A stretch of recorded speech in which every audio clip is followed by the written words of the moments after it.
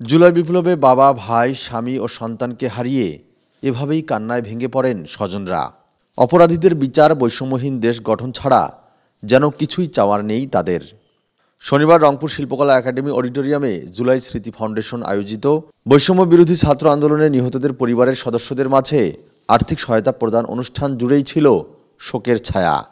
তাজা প্রাণের বিনিময়ে সুন্দর ও সম্প্রীতির দেশ গঠন হবে, এমনটাই প্রত্যাশা স্বজনদের। আমার সন্তান কিন্তু আমাকে সবসময় বলতো, মা তোমাকে হেরে গেলে হবে না, তোমাকে অসুস্থ হলে হবে না, তোমাকে আমাদের পাশে থাকতে হবে। এই কথাগুলো ও আমাকে যাওয়ার আগে আগে বলতো। আমি বলবো আমার যেসব সন্তানেরা শহীদ হয়েছে, যেসব সন্তানেরা আহত হয়েছে, আমি সকলকে শ্রদ্ধা ভরে এই মুহূর্তে আমি স্মরণ করছি। অনুষ্ঠানে উপস্থিত থেকে সমাজকল্যাণ উপদেষ্টা শারমিন এস মুর্শিদ বলেন, ৭১-এর মুক্তিযোদ্ধাদের তালিকা করতে অনিয়ম হয়েছে। এ কারণে অনেক মুক্তিযোদ্ধা ন্যায্যতা পায়নি। তবে ২৪-এর বীর সন্তানদের ক্ষেত্রে তা হবে না। অন্যদিকে পুনর্বাসন সহ সব শহীদ পরিবারের পাশে থাকার প্রত্যয় ব্যক্ত করেন মৎস্য ও প্রাণী সম্পদ উপদেষ্টা ফরিদা আখতার। ১ লক্ষ মুক্তিযোদ্ধা, তাদের কিন্তু পুনর্বাসন হয়নি। আজকে ২০২৪-এ যে মুক্তিযোদ্ধারা আছেন, সেই ধারার বাহক, সেই মূল্যবোধের বাহক বিস্ময়কর সাথে দেখতে পাই ২০২৪-এ পুনর্জন্ম নিল আরেকটি প্রজন্ম, যে সেই আদর্শে যুদ্ধে নামল। তাদের পুনর্বাসন, তাদের দেশ গড়ার ক্ষেত্রে তাদের কাজে লাগানো, এই জায়গাটায় আমরা দ্বিতীয়বার আর বিফল হব না। আমরা দেখেন ৭১ সালেও কিন্তু অনেক শহীদের রক্তের বিনিময়ে আমরা স্বাধীনতা অর্জন করেছিলাম, কিন্তু দুঃখের বিষয় হচ্ছে যে আমাদেরকে এখন ২৪ সালে এসে বলতে হচ্ছে যে আরেকবার স্বাধীন, দ্বিতীয় স্বাধীনতা হচ্ছে। কিন্তু এই স্বাধীনতা তো আর বন্ধ করা যাবে না, এই স্বাধীনতা আমাদেরকে টিকিয়ে রাখতে হবে।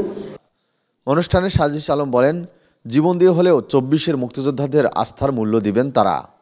আমরা শুরু করেছি, প্রসেসগুলো চলছে, সাজিয়ে গুছিয়ে নিতে কিছুটা সময় লাগছে, কিন্তু আমাদের এই প্রসেস যেহেতু শুরু হয়েছে, খুব দ্রুততম সময়ের মধ্যে আমরা আমাদের প্রত্যেক শহীদ পরিবারের কাছে পৌঁছে যাব। অনুগ্রহ করে আমাদের প্রতি ওই ক্ষুদ্র আস্থাটুকু রাখবেন। আমরা জীবন দিয়ে হলেও আপনাদের এই আস্থার প্রতিদান দিব। এ সময় সাজিদ আলম রংপুর, রাজশাহী ও ময়মনসিংহ বিভাগ থেকে কাউকে উপদেষ্টা পরিষদে স্থান না দেয়ায় ক্ষোভ প্রকাশ করেন এবং ফারুকিরা কিভাবে উপদেষ্টা হন সে প্রশ্ন তোলেন। ৩ বিভাগ থেকে এরকম কি একজনও নেই যে একটা মন্ত্রণালয় চালানোর মতো ওই বিষয়ে বিশেষজ্ঞ বা যোগ্য? অবশ্যই রয়েছে। সেই জায়গা থেকে আমরা মনে করি আমাদের এই কোয়ালিটি আমাদের একটা প্যারামিটার হতে পারে। আরেকটি গুরুত্বপূর্ণ প্যারামিটার হচ্ছে এই ২৪-এর ছাত্র জনতার অভ্যুত্থানে কে অংশগ্রহণ করেছে, কে সমর্থন জানিয়েছে, কে নীরব ছিল, কে বিপক্ষে ছিল। অবশ্যই যার অংশগ্রহণ সরাসরি ছিল এখানে, যে এতদিনে নির্যাতিত, যে জনমানুষের কথা বলে এসেছে, তার প্রায়োরিটি সবার আগে হওয়া উচিত। আমরা আমাদের জায়গাতে স্পষ্ট করে বলি, এই জায়গায় এই অন্তর্বর্তীকালীন সরকারে আমরা দেখেছি না এই যে ফারুকিকে, এই ফারুকি কোন সময় বিগত এই ৩৬ জুলাই কোন সময় সরাসরি সরকারের বিপক্ষে গিয়ে এই ছাত্র জনতার অভ্যুত্থানে যারা অংশগ্রহণ করেছে তাদের পক্ষে অবস্থান নিয়েছিল। পরে এক সংক্ষিপ্ত সাংবাদিক সম্মেলনে নানা প্রশ্নের জবাব দেন দুই উপদেষ্টা। উপদেষ্টা নিয়োগের ক্ষেত্রে অঞ্চল নয়, পুরো দেশের কথা ভাবা হয়েছে বলে জানান তারা। একই সঙ্গে আওয়ামী লীগের প্রেতাত্মাদের কোথাও খুঁজে পেলে সন্ধান দেওয়ার অনুরোধ তাদের।